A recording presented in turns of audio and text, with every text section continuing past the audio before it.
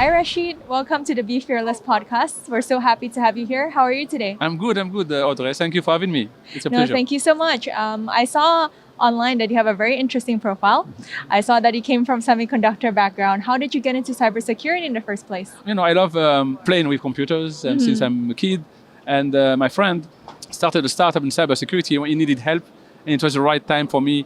It was 15 years ago almost. And it was the right time for me to change career. And I can actually join him to found a cybersecurity company.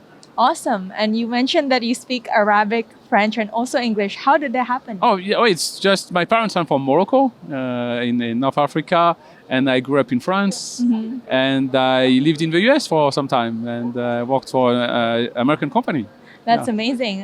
And we just wrapped Black Hat. What are your thoughts and what are some of the key trends that you've seen this year?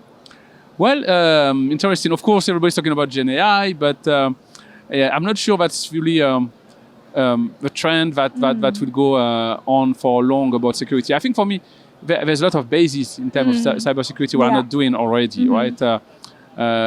Just talking about vulnerability management that we're doing for ages, but we're not there yet. It's still, people are struggling just to do vulnerability management.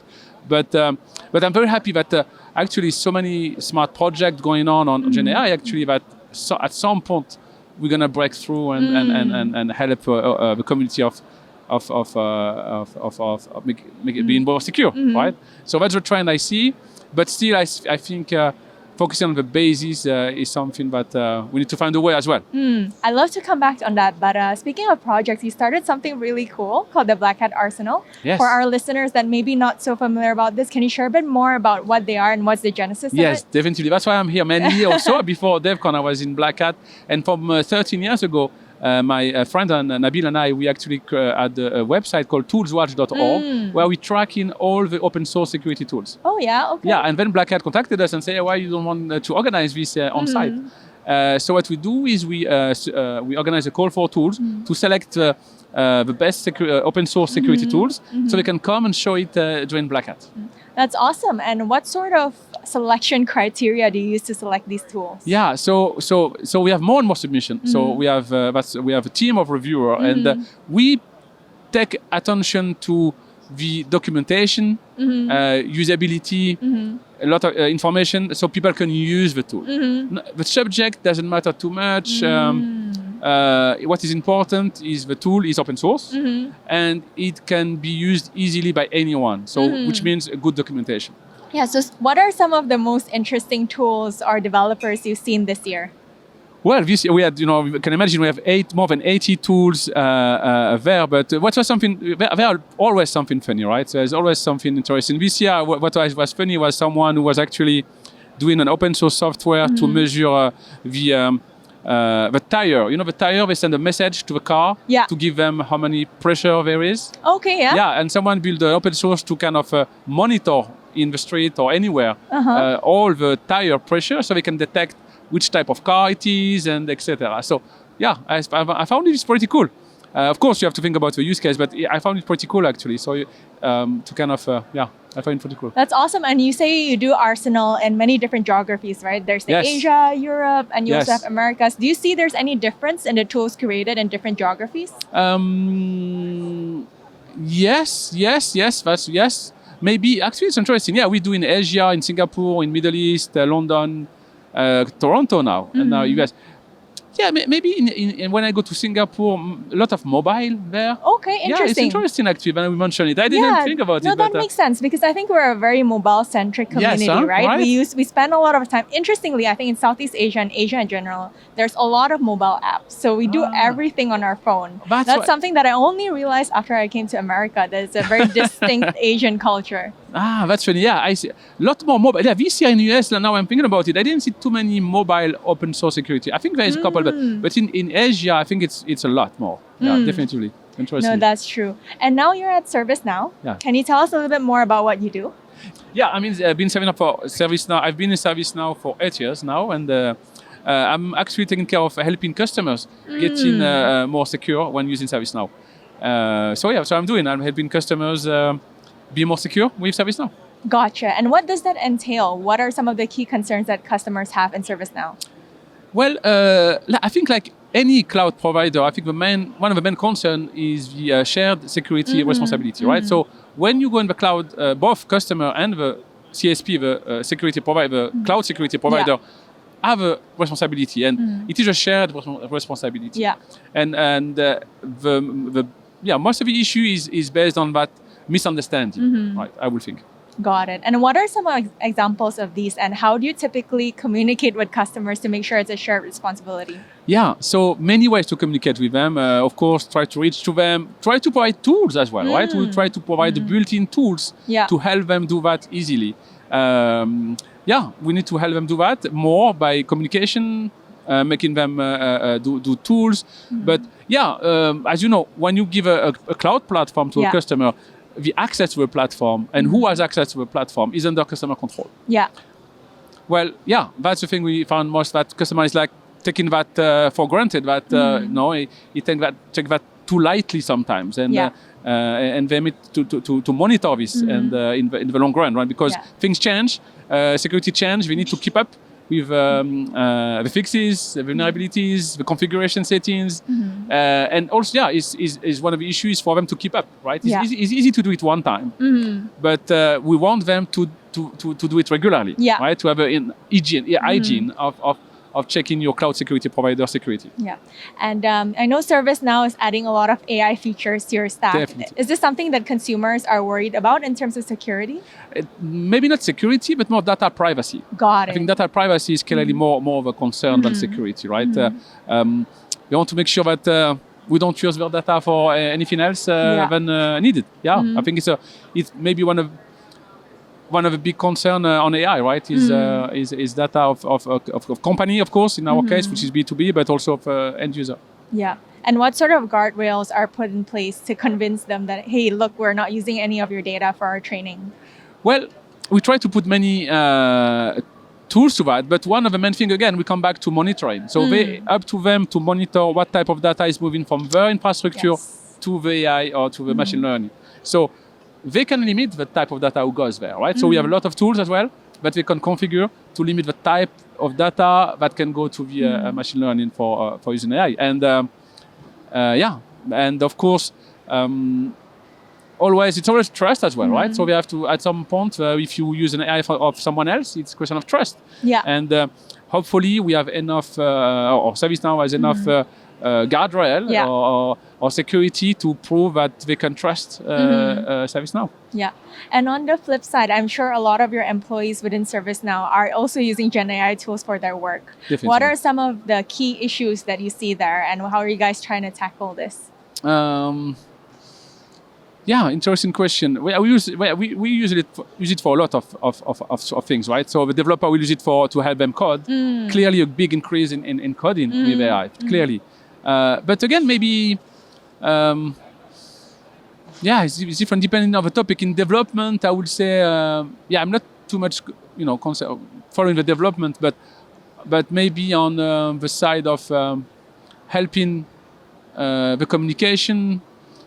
Is that's interesting. What's the main issue we can find? I need to think about it more. But let me think. Yeah, actually, it's making sure, because it's we see that AI is evolving too fast. Yeah. All the time. Actually, one of the big issues maybe is to keep up for as a user. It's like which LLM to use, which way to use it, how the features that it does, how they can help us. I think the main issue is to keep up. It's like what that AI is providing me today. Something, but tomorrow is something else. But what do I know? Is it true? That's right. Yeah, I think it's fun. Keeping up is the main issue. Yeah, and I'm sure with security, every improvement, every iteration of LLMs will create and introduce potential risk as well. Definitely, and add on that all potential risk. Exactly. But this is what I see. There is a rush to AI. And we may have some security issues on the way, right? For sure. And earlier you mentioned a very interesting point on, look, there's all these very interesting new topics like AI, but the fundamentals are also not solved, right? There's a lot of core issues that have existed for the past 20, 30 years. What are some of these, and what are some of the things that keep you up awake as a part of the security team? Yeah, maybe keeping up with fixing vulnerabilities again. So you have a bigger infrastructure, bigger software base, and it's to keep up with keeping up with prioritization. Yes. Right. What do you tackle first, and which one is gonna, be an issue, because it's gonna do everything, right? Yeah. But we know that. It's just the way to rapidly detect what is important, and rapidly, of course, fix it. No, every person, every SOC team leader that I've spoken to always says their SOC team is too small. Definitely, but that's why they count a lot on AI, right? That's why they're all waiting on AI to help them. That's right. That's right. I suppose it can hopefully also help with some of the false positive issues we had in the past. Definitely. And so now you're here at DEF CON. How was your first day? Tell us more about what you've seen today, which talks you've been to, and what events you've been part of. Yeah, no, I'm amazed of seeing all these different subjects. But again, we're talking about the basis. We still have in DEF CON a very popular events on lockpicking, for example, right? So very popular and still here, and but not only lockpicking, but physical security in general, right? So talking about the basis, I see very interesting and very packed. A lot of people in there.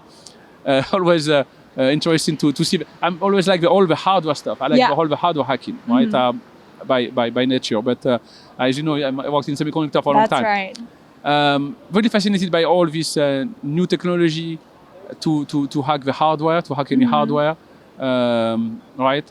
That's why I spent some time this morning. And also, I spent some time listening to the policymakers here about the fact that they need to unite in the US against potential hack from foreign countries, right? In the US, so very concerned. I see that people are very concerned and about the infrastructure of the US not being as secure as especially as with the elections, right? Yes. So I see a lot of concern about it, and people talk about it openly here and trying to find solutions. So I found it actually very interesting, this openness of the issue at hand in the US. No, that's awesome. I always find the crowd at DEF CON very interesting. It's always a very unique mix of people. Yes. Did you see any of the CTF events, any ones that caught your eye? I scrolled down around the people doing CTF. One I liked a lot is the deepfake. Okay. Yeah, the deepfake. They have they actually many organizations together trying to build a software or framework to detect deepfake. That's really I found awesome. it very interesting actually, and you can go in DEF CON and actually record yourself, and they're gonna do a deepfake of you, and then they have a software to detect if it's a deepfake or not.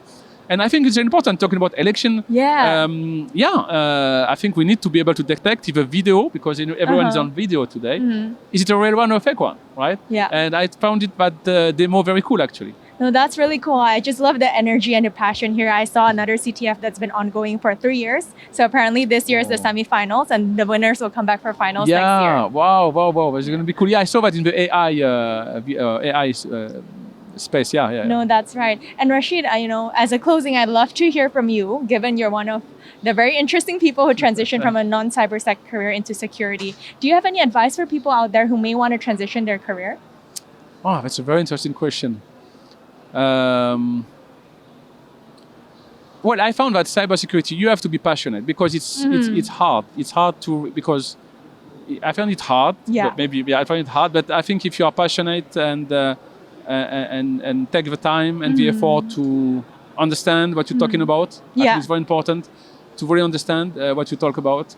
And again, come back to the basics. Sometimes you have to come back to the basics. Like I took courses. Yes. I think that's helped me a lot to kind of make sure I have a basis right. Yeah. And then I went to see the advance, the innovation, which is important. But I think I took some time to really understand the basis and took some basic courses on pen testing and understand it really.